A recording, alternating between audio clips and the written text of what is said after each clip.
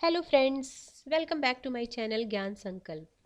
तो फ्रेंड्स, आज के वीडियो में मेरा ये 1000 क्वेश्चन सीरीज चल रहा है, तो उसका भाग 8 है। और मैं क्लास स्टार्ट होने से पहले, मतलब क्वेश्चन स्टार्ट करने से पहले, आपको आर्टिकल हर दिन बता रही हूँ। तो पिछले क्लास में मैं भारतीय संविधान के भाग 5 के आर्टिकल 78 तक मैंने बताया था। आज मैं 79 से लेके 95 तक आर्टिकल बताऊंगी। ठीक है फ्रेंड्स, तो एक एक करके पहले हम आर्टिकल देखते हैं, फिर हम क्वेश्चन करेंगे।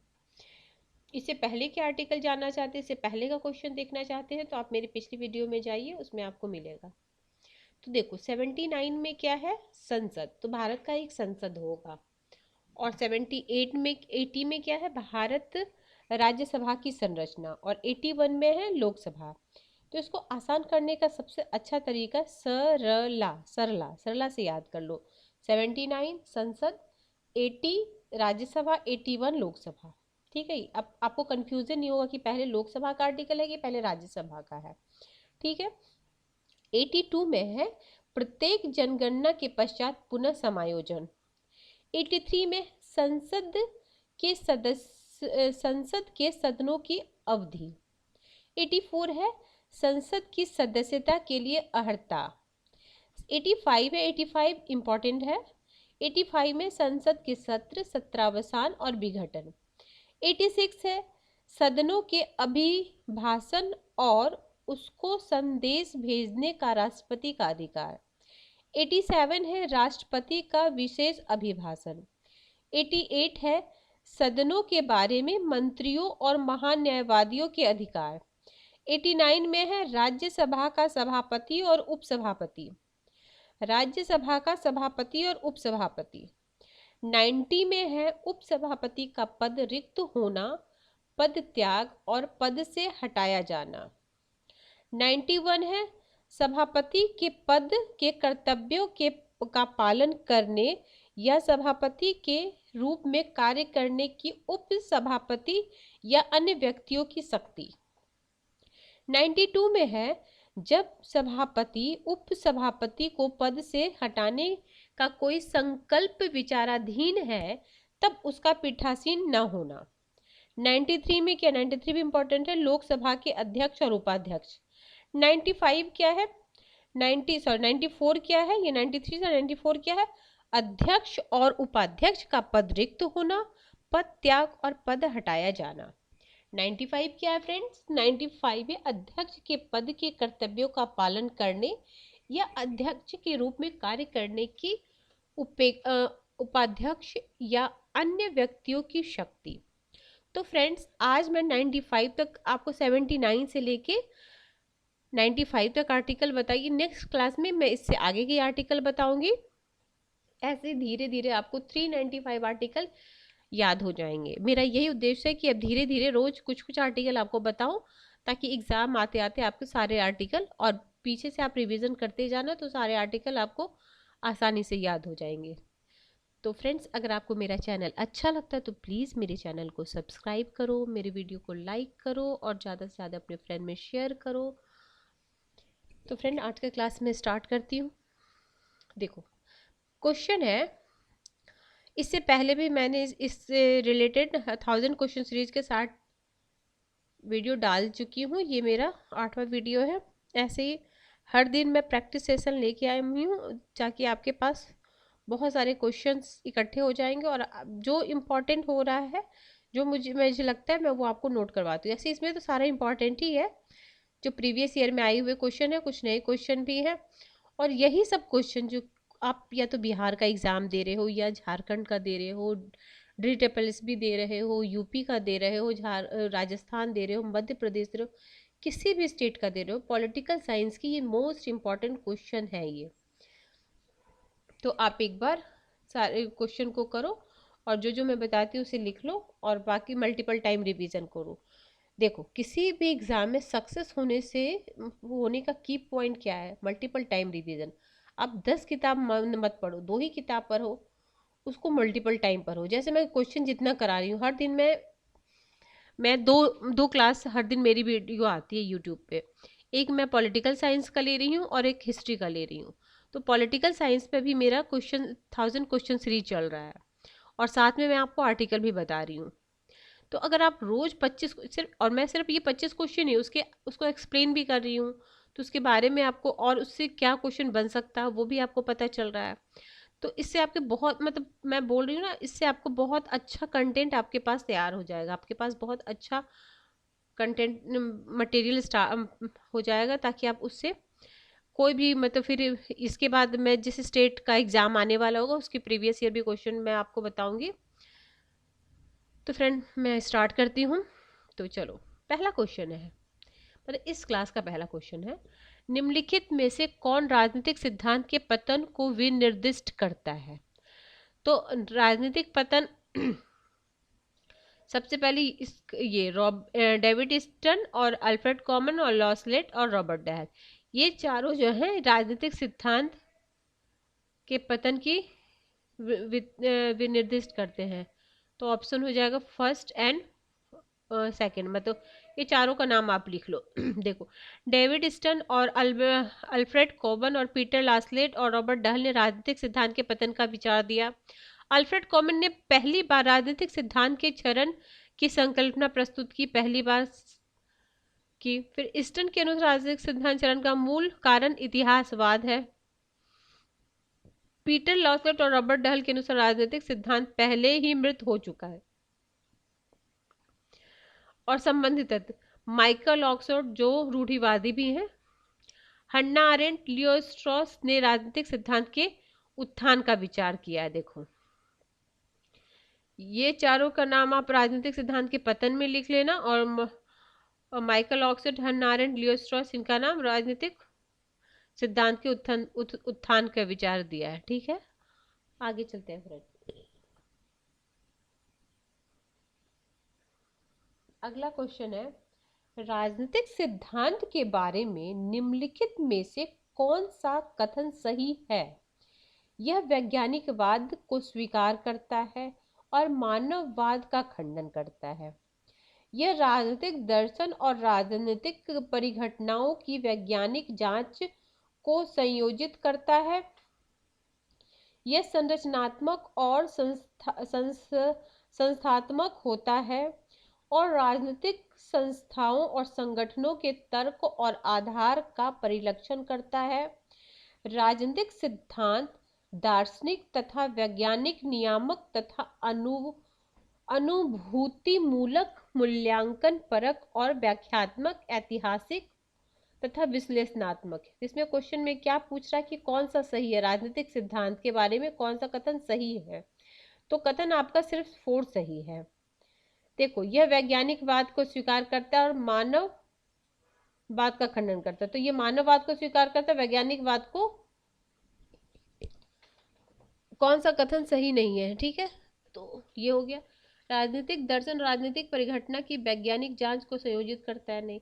संरचनात्मक और संस्थात्मक और राजनीतिक, तो ऑप्शन ये, राजनीतिक सिद्धांत दार्शनिक, वैज्ञानिक, नियामक, अनुभूतिमूलक, मूल्यांकन परक और व्याख्यात्मक, ऐतिहासिक, विश्लेषणात्मक होता है। तो ऑप्शन 4। अगला क्वेश्चन है, आधुनिक उदारवाद के बारे में निम्नलिखित में से क्या सही है? आधुनिक उदारवाद, मैंने उदारवाद टॉपिक अपने चैनल पे करा रखा है, आप प्लीज वो भी वीडियो देख लेना, आपको उदारवाद अच्छे से समझ में आ जाएगा।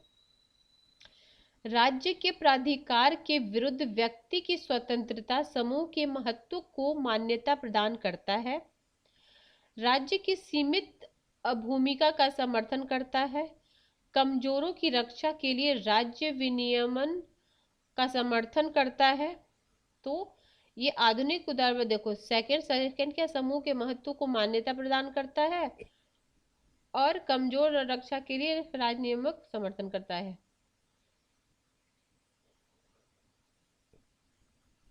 देखो, ये दोनों क्या है, ये दोनों नकारात्मक उदारवाद के बारे में है। ये आधुनिक उदारवाद, देखो, राज्यों के प्राधिकार के विरुद्ध व्यक्तियों की स्वतंत्रता और ये राज्य को सीमित भूमिका, तो ये दोनों जो है ये आपको शास्त्रीय उदारवाद, और ये दोनों आधुनिक उदारवाद है।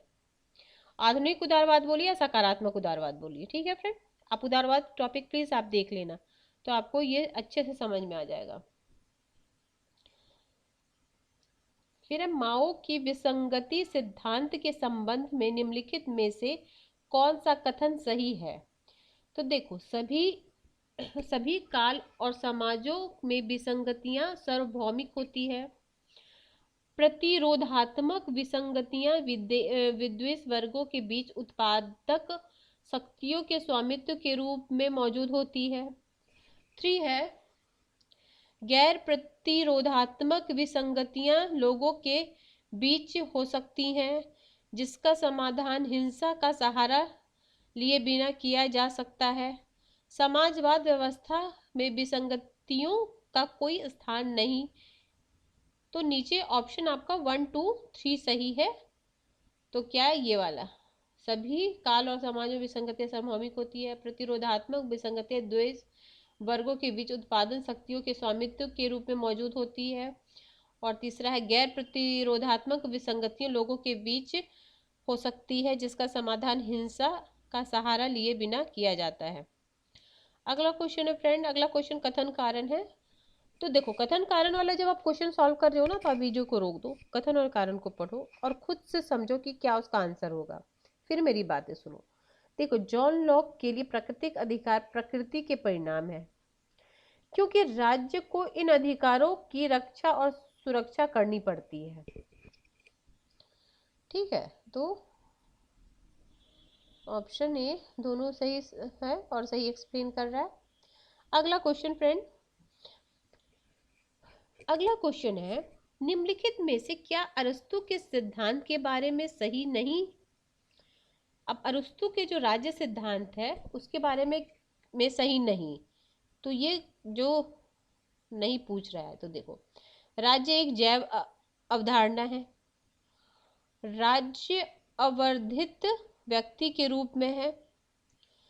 केवल राज्य के सदस्य के रूप में ही व्यक्ति के अधिकार का अस्तित्व है। व्यक्ति के लक्ष्य और राज्य के लक्ष्य के बीच कोई विरोध नहीं, मतलब दोनों का लक्ष्य एक ही है। तो ऑप्शन इसका कौन सही नहीं है। तो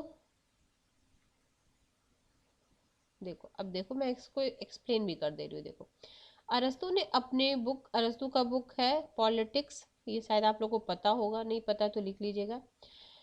राज्य के उत्पत्ति एवं उद्देश्य पर विस्तृत चर्चा करते हुए राज्य एक प्राकृतिक संस्था के अलावा एक नैतिक संस्था भी है। ठीक है, प्रकृति के अलावा एक नैतिक संस्था भी है। अरस्तु ने राज्य के आंगिक या आंगिक सिद्धांत बोले जैविक सिद्धांत का समर्थन करते हुए तर्क दिया है कि राज्य और व्यक्ति में वही संबंध जो शरीर और उसके अंगों में पाया जाता है, इसलिए व्यक्ति के लक्ष्य और राज्य के लक्ष्यों में कोई विरोध नहीं है।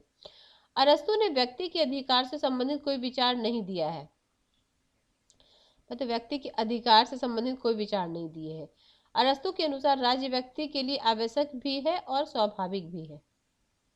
ठीक है, तो ये अधिकार के बारे में उन्होंने कुछ नहीं दिया है, तो वो गलत हो जाएगा, बाकी तीनों सही हो जाएगा।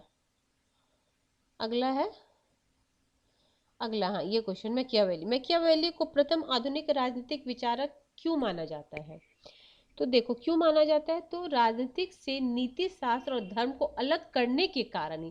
पहले क्या है, पहले पोप के द्वारा ही शासन चलाता था, जो वो पोपशाही होते थे उन्हीं वही राज्य कामों में बहुत ज़्यादा भागीदारी लेते थे। तो जब मैकियावेली आया तो मैकियावेली ने राजनीतिक और धर्म को अलग किया। ठीक है, इसीलिए उनको आधुनिक राजनीतिक विचारक के रूप में माना जाता है।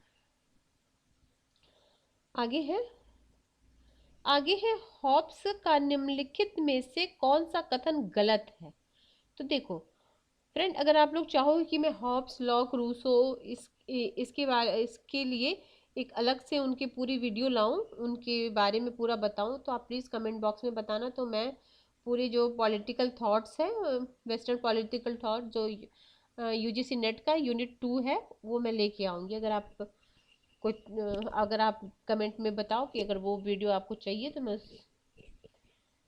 इस थिंकर की सारी वीडियो लेके आऊँगी। सारी क्लास में आपको एक एक करके पढ़ाते जाऊंगी। पहला है प्राकृतिक अवस्था राजनीतिक पूर्व और सामाजिक पूर्व अवस्था है। ठीक, कौन सा गलत है, ये तो सही है। ठीक है, सार्वभौम संविदा का एक पक्षकार था। मानव स्वभाव में अर्जनशील प्रकृति स्वतः, कौन सा गलत, एक मानव स्वभाव से अर्जनशील प्रवृत्ति, स्वतः बोधक प्रवृत्ति और ख्याति के लिए प्रखर मुखर के रूप में पाए जाते थे। प्राकृतिक अवस्था में मनुष्य एकाकी, बुरा और निर्दयी और अल्प आयु था। तो इसका कौन सा, ये बी ऑप्शन। तो देखो, हॉब्स एक सामाजिक समझौता व्यक्ति में मध्य न होकर स्वयं व्यक्ति के मध्य का समझौता है। व्यक्ति के आपस में किए गए समझौते के कारण राज सत्ता इस संविदा से बाहर है, इसलिए राज्य सत्ता अनुबंध की शर्तों से बंधी हुई नहीं है। जो राज्य सत्ता है वो बंधी हुई नहीं है। हॉब्स ने प्राकृतिक अवस्था को पूर्व राजनीतिक और पूर्व सामाजिक का, ये भी लाइन आता है, ये वाला लाइन, ये पूर्व सामाजिक और पूर्व राजनीतिक और पूर्व सामाजिक का है। प्राकृतिक अवस्था में व्यक्ति का जीवन, ये तो बहुत ही उनकी फेमस लाइन है, व्यक्ति का जीवन एकाकी, निर्दयी, पशुवत और क्षणिक है। ये तो उनकी बहुत ही मतलब फेमस लाइन है। तो इसका ऑप्शन बी हो जाएगा। अगला क्वेश्चन है, जॉन लॉक का योगदान मुख्यतः किस रूप में है? तो सहमति का सिद्धांत, सीमित सरकार, निगम निकाय के रूप में राज्य का सिद्धांत, राज्य एक जैव अवधारणा। तो पहला और दूसरा सही है, सहमति और सीमित सरकार। फिर है निम्नलिखित से, देखो, veil of ignorance, alienation, piecemeal social engineering, night watch state. तो ये तो आप नाइट वॉच स्टेट से ही लगा लो, वो क्या, कौन बोलते थे?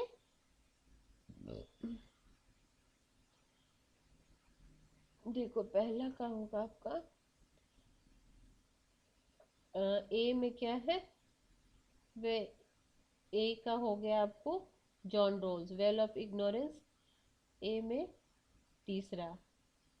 ठीक है, बी एलिनेशन, एलिनेशन बोलते हैं, एलिनेशन बोलते हैं ना, चार से एलिनेशन, वस्तु बाजार ये।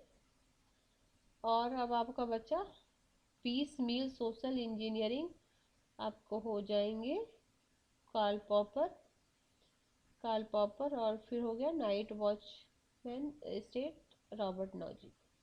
ठीक है, ये आप लिख लीजिए, ये सब क्वेश्चन घूम घूम के आता है, इसको आप लिख लीजिए यहाँ पे। ठीक है, ये आप इसको नोट डाउन कर लो।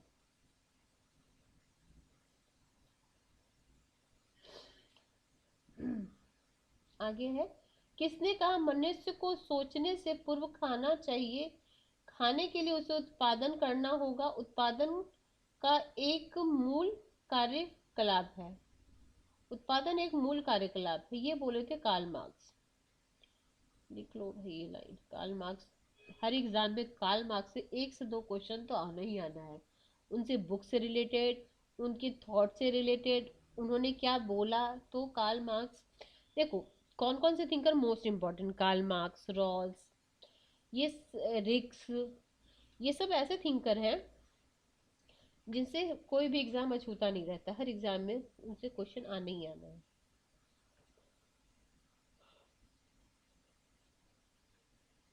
अब ये देखो कार्ल मार्क्स का, देखो सोचो कार्ल मार्क्स का कितना क्वेश्चन आ रहा है। ये देखो कार्ल मार्क्स, ये देखो ऊपर भी एक, तो चलो मिलाने वाले भी एलिनेशन कार्ल मार्क्स से रिलेटेड था। कार्ल मार्क्स द्वंद्वात्मक भौतिकवाद प्रतिपादित करता है। क्या प्रतिपादित करता है? पदार्थ गति की अवस्था में पदार्थ में पर्यावरण के दबाव के कारण गति होती है। रूपांतरण का नियम परिणामात्मक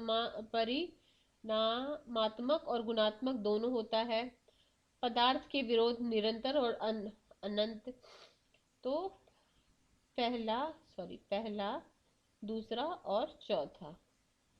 तो तुम्हारे ये नहीं, रूपांतरण का नियम और परिणामात्मक और गुणात्मक दोनों होता है, ये नहीं होगा, बाकी ये तीनों हो जाएगा, फर्स्ट, सेकंड एंड फोर्थ।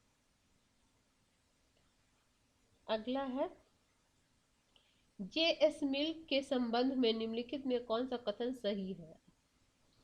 तो देखो, राज्य का सीमित कार्यों में अपने को संलग्न करना उचित है, कल्याण संबंधी नीतियां ज्यादा महत्वपूर्ण है, स्व संबंधित कार्यों में राज्य हस्तक्षेप, दूसरों से संबंधित कार्यों में राज्य हस्तक्षेप उचित। तो ऑप्शन डी। ठीक है, अगला डी में क्या है? डी में देख लो क्या है, दूसरों से संबंधित कार्यों में राज्य हस्तक्षेप उचित। देखो, स्व संबंधित और पर संबंधित की दो कार्य है, तो व्यक्ति को बोलने का एकदम वो अधिकार देते, वो पागल को भी बोले जिसे, लेकिन दूसरे को नुकसान ना हो। तो जब दूसरे को नुकसान होगा तो राज्य हस्तक्षेप करेगा। ऐसे अगर मैं जैसे बोल रही हूँ, उसे किसी को कोई मतलब उससे कोई किसी को फर्क नहीं पड़ रहा है, किसी को कुछ उससे क्षति नहीं हो रही है, तो मुझे बोलने का पूरा हक है, मैं बोलते जाऊंगी कुछ भी।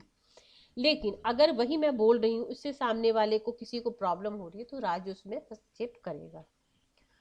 स्व संबंधी कार्य और पर संबंधी, तो ये उनका है। देखो, स्व परक कार्य और अन्य परक कार्य, यही दो लाइन पूछ देते कि ये किससे संबंधित है, तो जेस मिल से। अगला है, गांधी की सर्वोदय अवधारणा के संबंध में निम्नलिखित में से क्या सही है? ज्यादा से ज्यादा लोगों का कल्याण, बहुत दल की सरकार, अल्पसंख्यकों की सुरक्षा, समाज के सभी वर्गों का कल्याण। तो देखो, ज्यादा से ज्यादा लोगों का कल्याण की बात नहीं, सर्वोदय में वो बोलते हैं समाज के सभी वर्गों का कल्याण। देखो देखो, इस लाइन में ये भी लाइन इंक्लूड हो गया।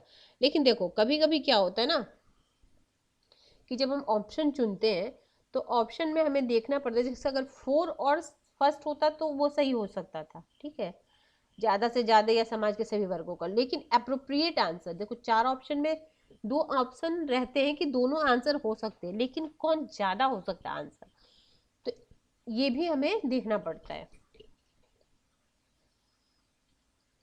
अब ये है आपको चार्टर एक्ट से। देखो, एक्ट से रिलेटेड भी क्वेश्चन हर एग्जाम में आना ही आना है। तो इसको हम मिलाते हैं। देखो, 1883 1833 का चार्टर क्या है? ईस्ट इंडिया कंपनी व्यापार अधिकार समाप्त कर दिया।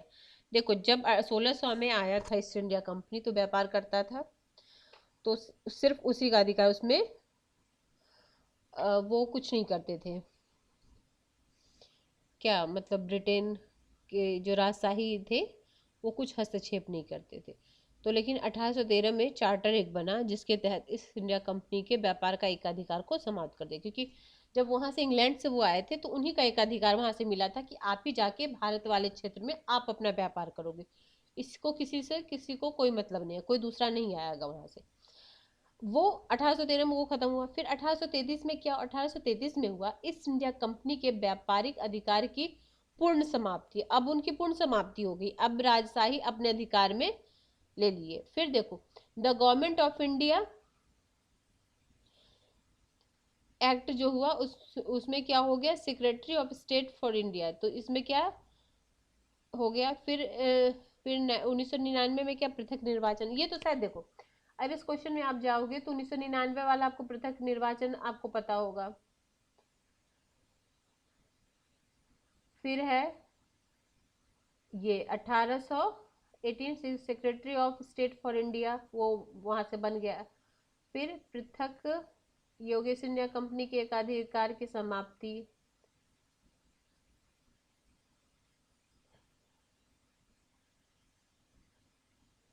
और 1833 पूर्ण समाप्ति।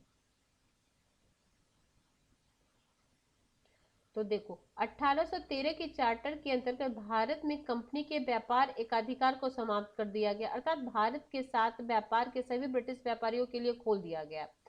तो जैसे पहले जब ईस्ट इंडिया कंपनी आई, तो सिर्फ वहां से वही कंपनी आती है, उसके अलावा और कोई कंपनी वहां से नहीं आती, सिर्फ वही यहाँ व्यापार करते। लेकिन 1813 में एकाधिकार को समाप्त करके भारत के साथ व्यापार करने के लिए ब्रिटिश व्यापारियों के लिए खोल दिया गया, कोई भी वहां आके आप यहाँ आके व्यापार कर सकते हो। हालांकि इस कानून में चाय और चीनी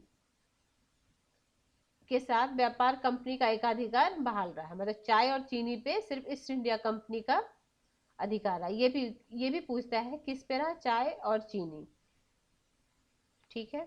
फिर 1833 में क्या हुआ, इसके अंतर्गत ईस्ट इंडिया कंपनी एक व्यापारिक कंपनी के निकाय के रूप में जाने वाली गतिविधियों को समाप्त करके उसे विशुद्ध प्रशासनिक इकाई बना दिया। अभी तक क्या, 1813 तक वो एक व्यापारिक कंपनी थी, व्यापारिक कंपनी के रूप में कार्य कर रही थी। लेकिन 33 में क्या हो गया, एक प्रशासनिक निकाय बना दिया गया उसे। और जिसका जो किससे कौन कमान करता था, ब्रिटेन की महारानी। फिर ये 20-20 साल का एग्रीमेंट होता है। जैसे 1813 हुआ, फिर 20 साल बाद 1833, फिर जब हुआ कि फाइनली फिर 1858 में the governor of India act आए। इस एक्ट को क्या, देखो 1858 के एक्ट का क्या नाम है ये भी याद रखो, the government of India act. इसके अंतर्गत क्या हुआ, इसके अंतर्गत हुआ ना, भारत के राज्य सचिव पद का सृजन हुआ। तो पूछेगा भारत के राज्य सचिव का पद किस एक्ट के थ्रू हुआ, तो governor of India act. Governor of India act कब आई, 1858 में, जिसमें भारतीय प्रशासनिक का संपूर्ण नियंत्रण शक्ति निहित हो गई। अब गवर्नमेंट ऑफ इंडिया एक्ट, अब यही गवर्नमेंट ऑफ इंडिया 1909 अधिनियम के जरिए पृथक निर्वाचन हो गया। मुस्लिम समुदाय के लिए सांप्रदायिक प्रतिनिधित्व का प्रावधान हुआ। आप एक जगह ना ये सारे जो भी चार्टर एक्ट हुए हैं वो आप एक जगह लिख लो। ऑल पार्टी कॉन्फ्रेंस जो 1928 में हुआ, की अध्यक्षता कौन किए थे, MS अंसारी। देखो ऑल पार्टी कॉन्फ्रेंस जो 1928 में हुई, इसकी अध्यक्षता MA अंसारी ने की थी। भारतीय सचिव लॉर्ड बिनकेंड ने भारत को ऐसे संविधान के निर्माण की चुनौती दी जो सभी गुटों एवं दलों को मान्य हो। इस चुनौती को स्वीकार कर 1928 में देश के विभिन्न विचारधाराओं के नेता का एक सर्वदलीय सम्मेलन बुलाया गया। All party conference 1928। आगे है कि इसमें से कौन सा कथन सही है।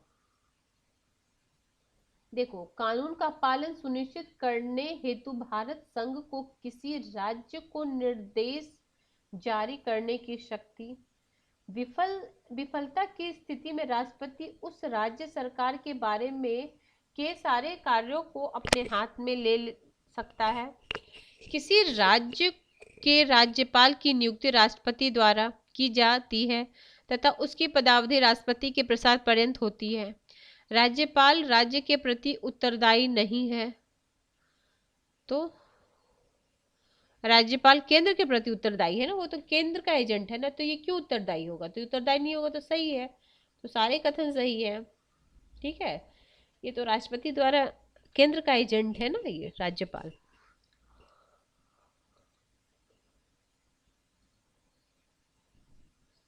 निम्नलिखित में से किसे भारतीय संघ के तनाव वाले क्षेत्र के रूप में पहचाना नहीं। देखो, भारतीय संघ के तनाव, ठीक है, तनाव के क्षेत्र में किसे नहीं पहचाना। देखो, अंतरराज्यीय परिषद, आर्टिकल 356, केंद्र राज्य वित्तीय संबंध। तो देखो, राज्यपाल की भूमिका, तो ये भी तनाव की स्थिति करता। बस अंतरराज्यीय परिषद तो उसके तनाव क्षेत्र को कम करने के लिए बनाया गया है। ठीक है, जो तनाव होता उसको अंतरराज्यीय परिषद इसलिए बनाया गया कि उसके तनाव को कम किया जाए। देव भाषण के 263 के अंतर राज्यों के मध्य केंद्र और राज्य के समन्वय के लिए अंतरराज्यीय परिषद की गठन की गई है। इस अनुच्छेद में प्रावधान है कि राष्ट्रपति यदि किसी समय महसूस करे कि ऐसी परिषद का गठन सार्वजनिक हित में है तो वह ऐसी परिषद का गठन करता है। तो ये इस तनाव को, केंद्र राज्य के तनाव को कम करने के लिए है। ठीक है, बाकी ये सब तनाव के लिए।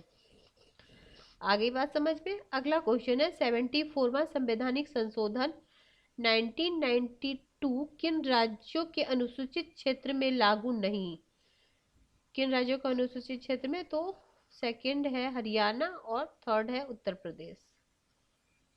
ये दोनों में से भी अनुसूचित क्षेत्र है।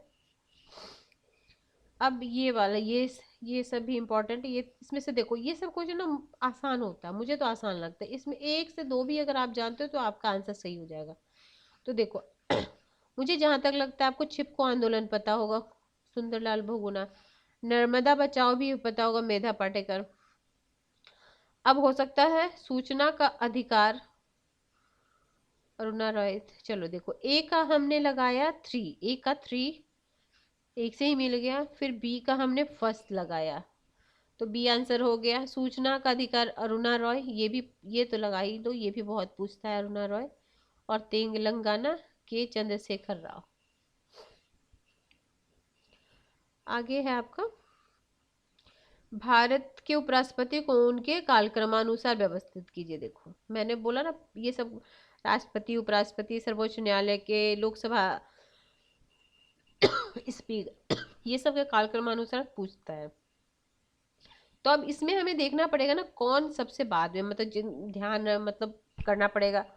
तो देखो, सबसे पहले हो जाएंगे गोपाल स्वरूप पाठक, फिर हो जाएंगे आपको न्यायमूर्ति मोहम्मद हिदायतुल्ला, फिर हो जाएंगे ये KR नारायणन, फिर कृष्णकांत।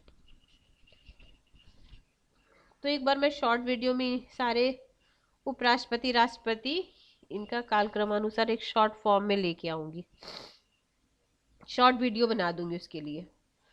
राज्य तथा प्रभावी जाति दर्शाने वाली निम्नलिखित में से कौन सा युग्म सही है? क्या बोला? राज्य तथा प्रभावी जाति दर्शाने वाला कौन है? तो देखो, मतलब कौन से राज्य में कौन सा ज्यादा प्रभावी है, ठीक है, ये क्वेश्चन पूछ रहा है। देखो, पंजाब जाट और सिख, ठीक बात है। राजस्थान, हाँ राजस्थान तो राजपूतों का ही। कर्नाटक लिंगायत, पता नहीं है, मुझे भी कंफ्यूजन है। केरला बेलमा। तो अब देखते हैं हम केरला का। देखो राजस्थान युग्म ये नहीं सही है, इसमें क्या होगा? बेलमा जाति तेलंगाना में पाई जाती है। अच्छा, बेलमा जाति तेलंगाना में पाई जाती है, हाँ नहीं, लिख लो भाई। अब है, निम्नलिखित में कौन सा भारत के क्षेत्रीय आंदोलन को निर्जातीय और स्व संस्कृति आंदोलन के पदों में वर्गीकृत करता है? ये माइनर विनर,